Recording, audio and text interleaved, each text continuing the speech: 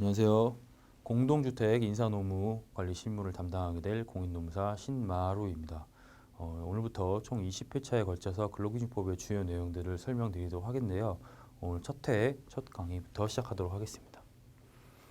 1회차는 근로기준법의 적용 범위와 상시 근로자 수 판단과 관련된 내용을 설명드리도록 하겠습니다.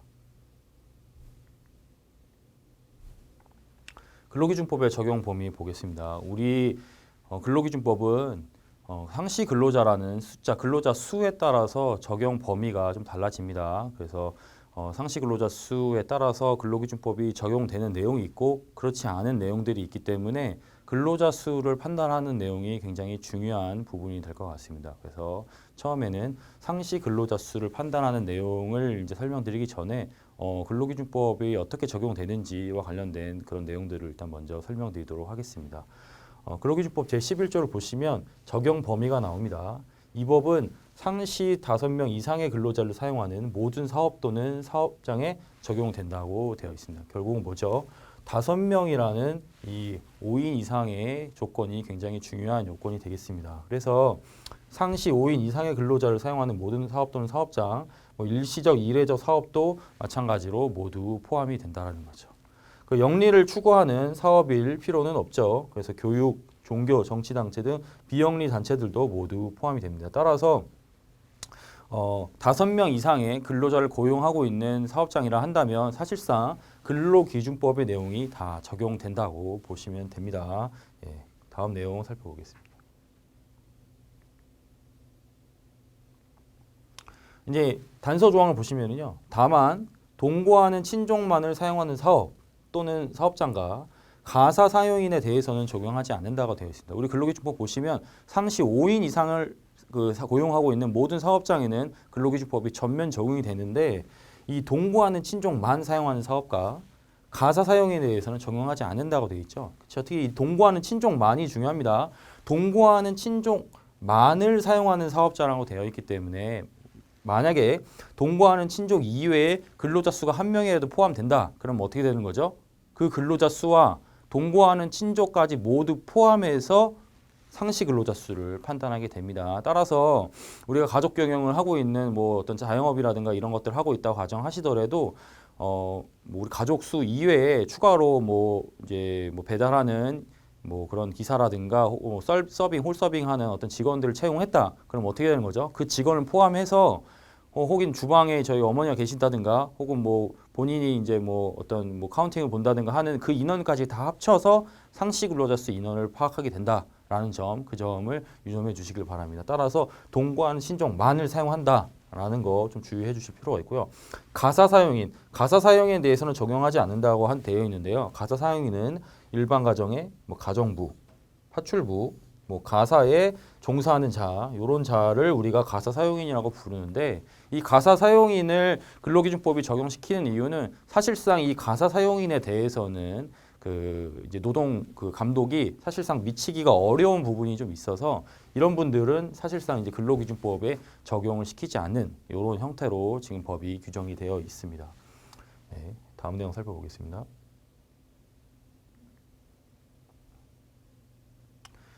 그래서 5인 이상 사업장에 이제 뭐 근로기준법이 다 이제 적용이 되는데 5인 미만, 즉 4인 이하의 근로자를 사용하는 사업에서는 일부 이제 근로기준법의 내용이 적용이 안 될 수가 있습니다. 그래서 모든 근로기준법의 내용이 다 적용되는 게 아니고요. 5인 미만 사업장에는 일부 근로기준법의 내용이 적용되지 않는다라는 부분을 좀 유념해 주실 필요가 있습니다. 그래서 상시 4인 이하의 근로자를 사용하는 모든 사업 또는 사업장, 여기는 미적용되는 법률이 있어요. 뭐 근로기준법 14조, 23조, 24조, 46조, 50조, 그다음에 56조, 60조, 제73조, 제93조가 적용이 되지 않는데요. 이 각각의 내용에 대해서 좀 보겠습니다. 근로기준법 제14조, 근로기준법 제14조는 법령 요지의 개시입니다. 즉, 우리 이제 그 법이 적용되는 어떤 내용들이나 있을 때 굳이 이 법령의 이런 내용들을 근로자들에게 알릴 필요가 없다라는 거죠. 그래서 5인 미만 그 사업장에서는 이제 법령 요지 개시를 굳이 하실 필요가 없고 23조, 24조가 중요합니다. 여기 보시면 23조는 뭐죠? 정당한 이유 없는 해고 금지입니다. 그러니까 즉 23조에 따르면 근로자를 해고하거나 혹은 인사처분할 때는 정당한 이유가 있어야지만 해고를 할 수가 있어요. 근데 그것은 5인 이상 사업장들에게만 적용되는 내용이고요. 5인 미만 사업장에는 이 23조 규정이 적용되지 않는다. 즉 이 말은 무슨 말이냐? 그 어떤 근로자를 해고하는데 5인 미만 사업장에서는 굳이 해고의 사유가 정당할 필요가 없다는 겁니다. 뭐 회사가 마음에 안 드는 사항이 있으면 언제든지 근로관계를 종료시킬 수 있다. 그게 5인 미만 사업장이기 때문에 가능하다는 겁니다. 24조 보겠습니다. 24조는 경영상 이유로 인한 해고, 즉 정리해고죠.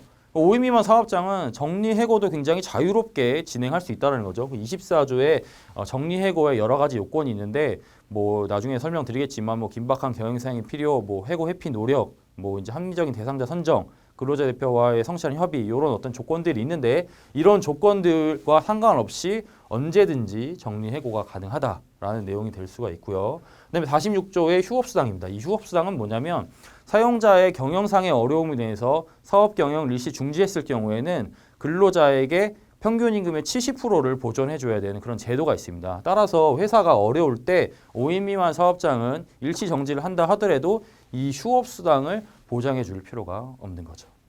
그리고 50조 보겠습니다. 50조도 굉장히 중요하죠. 50조는 뭡니까? 근로시간의 제한과 관련된 내용입니다. 결국은 5인 미만 사업장에서는 근로시간에 대한 규제를 받지 않는다는 내용인 거죠. 그래서 근로시간 제한 없이 이제 장시간 근로도 얼마든지 가능할 부분이 있는 부분이라서 나중에 추후 이 부분은 개정될 여지가 있지만 현재까지는 5인 미만 사업장에서는 근로시간에 제한이 없습니다. 미리 말씀드리면 우리 법정 근로는 1일 8시간, 일주 40시간의 제한이 있습니다. 그래서 그 제한에 초과해서 얼마든지 이제 근로를 시킬 수가 있다는 내용이고요. 여기 보시면 이 56조도 마찬가지죠. 56조는 연장, 야간, 휴일 근로 시 가산 수당을 지급해야 된다라는 내용인 건데 결국 뭡니까?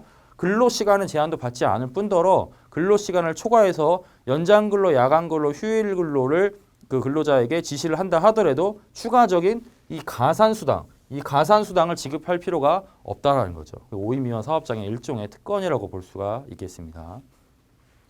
60조 보시면 연차 유급 휴가 조항입니다. 그래서 60조에 따르면 결국은 뭡니까? 5인 미만 사업장에서는 해고가 굉장히 자유롭고 그 다음에 근로시간의 제한도 없을 뿐더러 굳이 휴가도 줄 필요가 없게 되는 거죠. 그래서 5인 미만 사업장에서는 이 휴가와 관련된 부분이 사용자보다 재량이 될 수가 있습니다.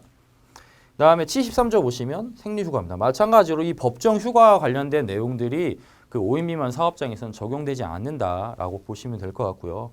93조는 취업규칙이죠. 이 취업규칙을 좀 미리 말씀드리면 상시 근로자 수 10인 이상인 사업장에서 의무 규정입니다. 따라서 5인 미만 사업장에서는 뭐 상시 근로자가 10인도 되지 않았기 때문에 취업규칙 작성 의무가 있을 필요는 없겠죠. 그래서 요와 같은 사항들이 이제 5인 미만 사업장에서는 이제 적용되지 않는다라고 보시면 될 것 같습니다.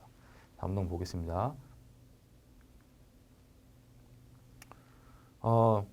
그래서 이 법을 적용하는 경우에 상시 사용하는 근로자 수를 선정하는 방법, 상시 근로자 수, 이 근로자 수 산정 방법이 이제 중요하겠죠. 그럼 근로자 수 산정 방법은 어떻게 되느냐? 이제 근로기준법 시행령 제7조의 1을 보시면 법 제11조 3항에 따른 상시 사용하는 근로자 수는 해당 사업 또는 사업장에서 법 적용 사유입니다. 법 적용 사유. 그러니까 예를 들어서 뭐 휴업수당 지급하거나 뭐 근로시간을 적용해야 된다든가 혹은 뭐 해고가 발생했을 때 이런 법 적용 사유가 발생했을 때 이 발생일 전 1개월 요 발생일 전 1개월을 기준으로 사용한 근로자의 연인원을 같은 기간 중에 가동일수로 나눈 겁니다. 이 연인원을 가동일수로 나누는 게 상시 근로자 수 계산 방법입니다. 이 연인원을 좀 더 말씀드리면 사실상 가동일수는 우리가 쉽게 말씀드리면 워킹데이라고 우리가 얘기를 하죠. 실제로 근로자가 근로를 제공한 날을 우리가 가동일수라고 부를 수가 있는데 그러면 그 가동일수에 매일 사용했던 근로자들의 수가 있겠죠. 그 근로자의 수를 총 합친 게 연인원이라고 보시면 됩니다. 그래서 구체적인 내용 보겠습니다. 그래서 이제 요 내용 보시면 상시 사용 근로자 수는 어떻게 계산합니까? 일정 사업 기간, 이거 그 산정 사유 발생일 1개월 전이겠죠. 1개월 전 사용 근로 연 인원 수를 그 1개월 기간 내에 가동일수로 나눠서 상시 사용 근로자 수를 계산하게 됩니다. 그래서 일정 사업 기간 내 사용 근로자 연인원 수는 일정 기간 동안 사업장에서 일한 그 근로자 수의 실제 근로일수로 이제 산정할 수 있다. 이런 내용이 되겠죠. 이 내용을 통해서 이제 상시 근로자 수가 뭐 몇 명인지, 특히 이제 5인과 관련된 이제 숫자가 나오면 요 계산에 의해서 5인이 되는지 안 되는지가 굉장히 중요한 이슈가 될 것 같습니다. 다음 보겠습니다. 그래서 이제 구체적인 산정 예시를 좀 하나씩 살펴보겠습니다. 산정 기간 8월 15일에서 9월 14일이라고 이제 한 달의 기간이 되겠죠. 1개월 동안 사용 근로자의 연이원이 132명이에요. 산정 기간 중에 가동일수가 24일이다. 그럼 이때 상시 근로자 수는 어떻게 되는 거죠? 이 132명을 24일로 나누면 되겠죠.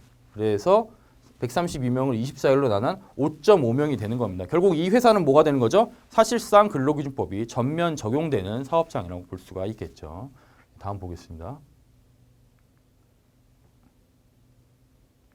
두 번째 예시 보시면 6월 1일부터 6월 13일까지 주 6일제로 근로자 3명이 근로를 하고 난 다음에 근로자를 2명 더 고용해서 6월 14일부터 6월 30일까지 5명이 주 5일제로 근무했다. 이렇게 되면 어떻게 되죠? 이때 기간 동안 6월 한 달 동안의 기간 동안 6월 1일부터 30일까지의 연 인원수를 그 기간 동안의 워킹데이로 이제 근무 일수로 나누면은 상시 근로자 수가 나오게 되겠죠. 그래서 이제 내용을 보시면 실제 근로 일수는 6월 1일부터 6월 13일까지는 이제 연 인원수가 30명이 되는 거고요.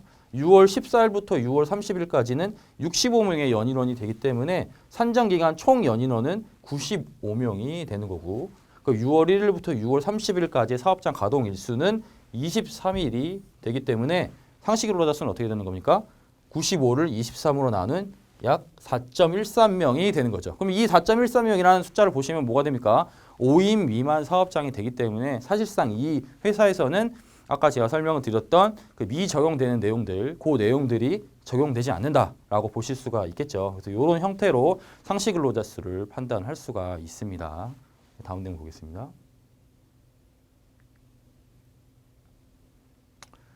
이제 우리가 일반적인 상시 근로자 수를 계산하는 방법을 제가 쭉 설명을 드렸습니다. 예시를 통해서 이제 구체적으로 우리가 살펴봤는데요. 지금부터 볼 내용은 상시 근로자 수를 판단하는 예외적인 내용들입니다. 먼저 보겠습니다. 근로기준법 제7조의 2에 보시면 제1항에도 불구하고 다음 각 호의 구분에 따라 그 사업 또는 사업장에 대하여 5명 이상의 근로자를 사용하는 사업 또는 사업장, 사업 또는 사업장이죠. 으로 보거나 법 적용 사업 또는 사업장을 보지 않는다. 그러니까 그 어떤 특수한 요건에 의해서 5명이 된다 하더라도 어떨 때는 5명의 근로자가 아니라고 볼 수도 있고 5명이 아님에도 불구하고 어떤 조건을 달성하면은 5명으로 볼 수도 있다라는 겁니다. 그 내용을 좀 보겠습니다. 일단 먼저 법 적용 사업 또는 사업장으로 보는 경우입니다. 제1항에 따라 해당 사업 또는 사업장의 근로자 수를 산정한 결과 법 적용 사업 또는 사업장에 해당하지 않는 경우에도 해당하지 않는 경우라는 뭐죠? 실질적으로 5인 미만의 경우라고 볼 수도 있겠죠. 이 해당하지 않는 경우에도 산정기간에 속하는 일별로 근로자 수를 파악했을 때 법 적용 기준에 그 미달한 일수가 2분의 1 미만, 즉 뭐가 됩니까? 법 적용하는 그 일수가 2분의 1 이상이면 전체 가동 일수 중에 5인 이상이었던 기간이 2분의 1 이상이면 뭐가 됩니까? 법 적용을 할 수 있다라는 내용인 거죠. 예, 구체적인 내용 보겠습니다. 예시를 보시면 10월 15일에 법 적용 사유가 발생해서요. 산정 기간 동안 사용 연인원이 106명, 그다음에 사업 가동 일수가 22일이었다. 그래서 상시 근로자 수가 4.58명이었어요. 4.58명인데 5명 이상이었던 날이 15일.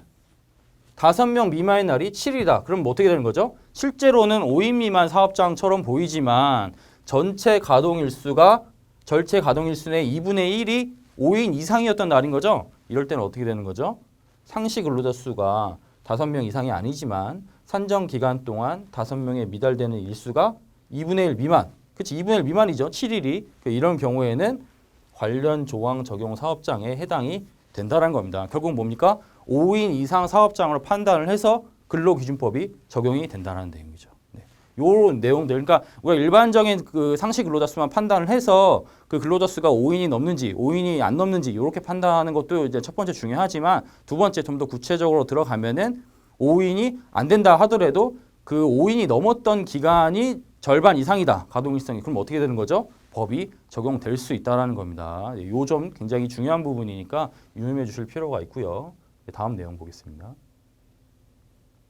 마찬가지로 법 적용 사업 또는 사업장으로 보지 않는 경우죠. 그렇죠. 이 경우도 보시면 제1항에 따라 해당 사업 또는 사업장의 근로자 수를 산정한 결과 법 적용 사업 또는 사업장에 해당하는 경우에도 뭡니까? 그 해당하는 경우죠. 그러니까 법이 적용되는 해당하는 경우라는 얘기는 뭐죠? 5명 이상이라는 얘기죠. 5명 이상이라도 산정기간에 속하는 일별로 근로자 수를 파악하였을 때 법 적용 기준에 미달한 일수가 2분의 1 이상이다. 그럼 뭐가 되는 거죠?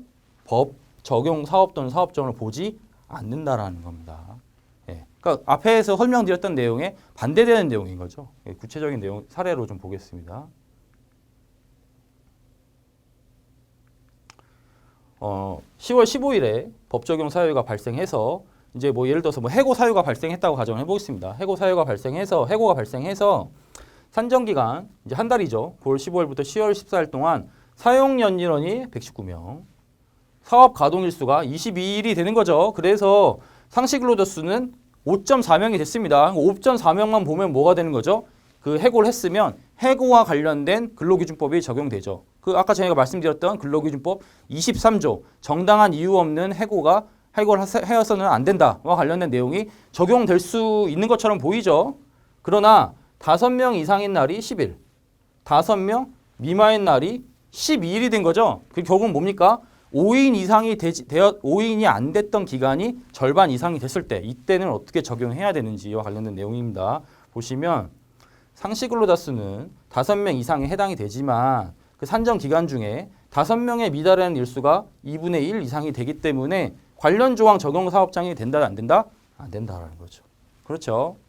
그래서 지금까지 제가 설명드렸던 내용 잘 종합을 해보시면 그 상시 근로자 수 일반적으로 계산하는 방법은 산정 사유 발생이 있었을 때 그때 산정 그 사유 발생 기간 동안의 연인원을 가동일수로 나눠서 해당 상시 근로자 수를 도출하게 되는 거고요. 그래서 그 상시 근로자 수가 5인 이상이 되면은 뭐가 됩니까? 근로기준법이 전면 적용이 된다는 거죠. 그러나 예외가 지금 예외를 두 가지 설명드렸습니다. 하나는 뭐죠?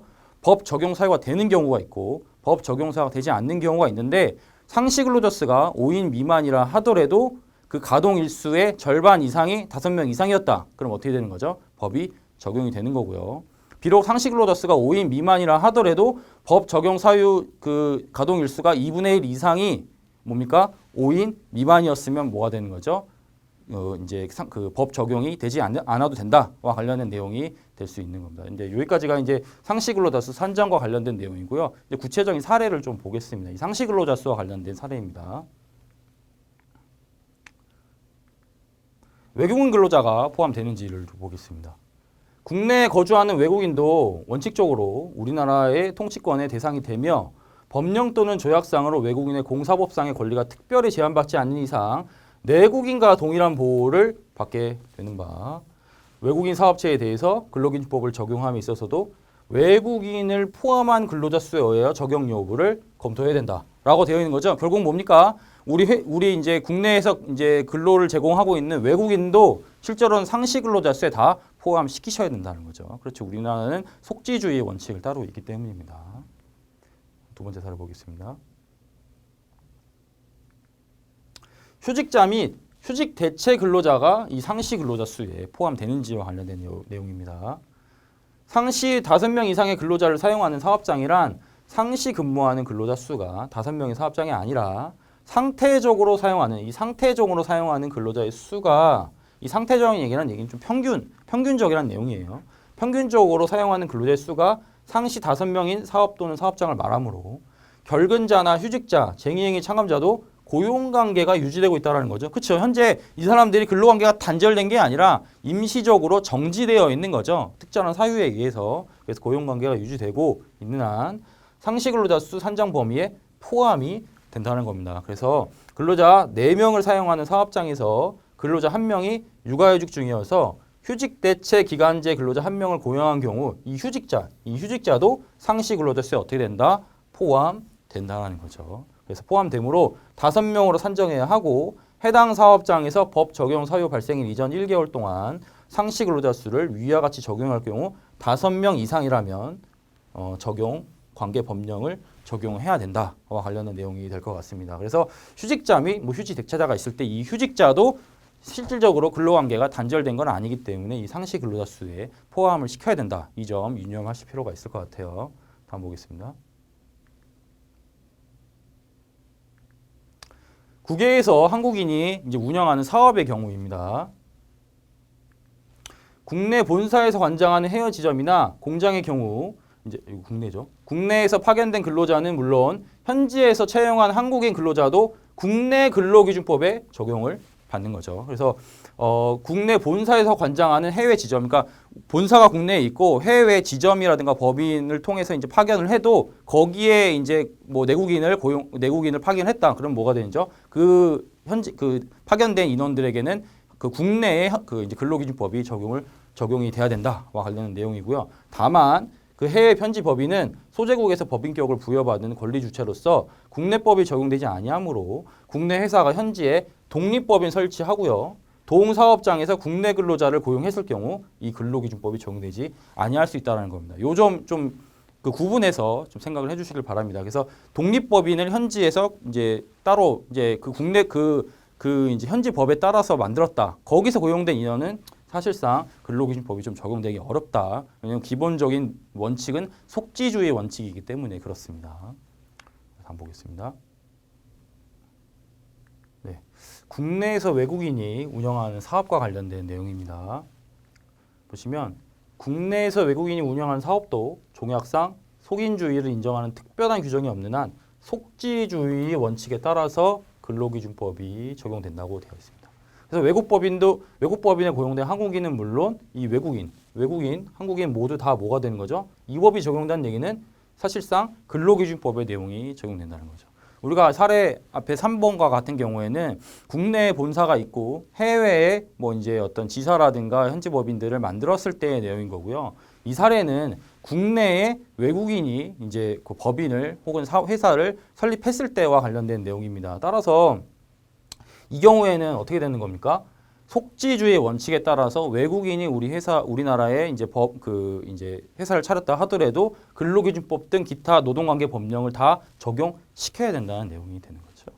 그래서 반면 외국에 본사가 있는 법인이 국내 사업 또는 사업장으로 볼 수 있는 형태의 지점 등을 운영하는 경우라면 뭐 달리 볼 특별한 사정이 없는 한 근기법이 적용이 되는 거죠. 결국 이 내용은 뭡니까? 외국에 본사가 있고 그 본사에 의해서 그 국내에 사업 또는 사업장 형태의 지점을 차렸다. 그것도 특별하게 달리 볼 수 있는 사정이 없으면 국내 근로기준법이 적용된다는 겁니다. 그러나 외국 회사에서 직접 근로계약을 체결하고요. 그 다음에 국내 현지 법인체 근로자를 파견해서 근로자의 인사 및 노무관리 등을 외국 회사에서 직접 관장했다. 이 경우에는 뭐가 되는 거죠? 이 경우에는 무슨 내용이냐면 아까 앞에 있는 사례랑 마찬가지로 국내에서 법인에서 근로자를 채용을 해서 해외에 이제 설립된 지사라든가 이런 데 파견을 보냈을 때와 마찬가지 내용입니다. 그러니까 예를 들어서 이제 뭐 미국이나 이런 데서 현지 법인을 만들고 거기서 근로자를 직접 채용해서 근로계약을 체결하고요. 그리고 난 다음에 우리 국내 법인에 파견을 했다. 그럼 어떻게 되는 겁니까? 인사노무 관리와 관련된 부분이 실질적으로 외국 법인에서 관장을 하는 거죠. 이럴 때는 어떻게 됩니까? 국내 근로기준법이 적용된다고 볼 수 없는 거죠. 우리 앞에 사례 3번과 같은 내용이라고 볼 수 있는 겁니다. 그러니까 직접 거기서 채용한 게 아니고 우리 그 법인, 우리나라에서 근로자를 채용을 해서 외국에 보냈으면 국내 근로기준법이 적용되는 것과 마찬가지로 외국에서도 그 해외에서 직접 본사에서 근로자를 채용해서 근로계약을 체결하고 그 다음에 우리 국내에 이제 설립된 법인 그 지사에다가 근로자를 파견했다. 그럼 어떻게 되는가? 당연히 그 현지 법인의 외국 법인의 그 노동관계 법령이 적용이 돼야 되는 거나 마찬가지인 거죠. 이런 형태로 이제 사례를 좀 살펴봤고요. 오늘 첫 시간에는 근로기준법이 적용을 어떻게 시키는지와 관련된 내용을 주로 살펴봤습니다. 우리 근로기준법은 어떤 기준으로 적용이 되는 거죠? 상시 근로자 수, 근로자 수를 몇 명 고용했는지에 따라서 근로기준법이 전면 적용되는지 일부 적용되지 않는지와 관련된 내용을 제가 설명을 드렸습니다. 그 기준이 몇 명입니까? 5인이죠. 그래서 5인 이상이기 때문에 5인 미만, 즉 4인부터는 뭐가 됩니까? 근로기준법의 일부 규정의 내용들이 적용이 되지 않을 수 있다라는 점을 좀 유념해 줄 필요가 있고요. 그러니까 이제 앞 시간에 다시 설명드렸었던 근로자 수, 상시 근로자 수 계산하는 방법, 그 가동 일수 기간, 그 산정 사유 발생일 기간 동안에 연인원을 그 산정 사유 발생 기간 동안에 가동 일수로 나눈다라는 거, 이렇게 해서 상시 근로자 수를 이제 판단하실 수 있기를 좀 바라고요. 다음 시간에 다시 찾아뵙도록 하겠습니다. 감사합니다.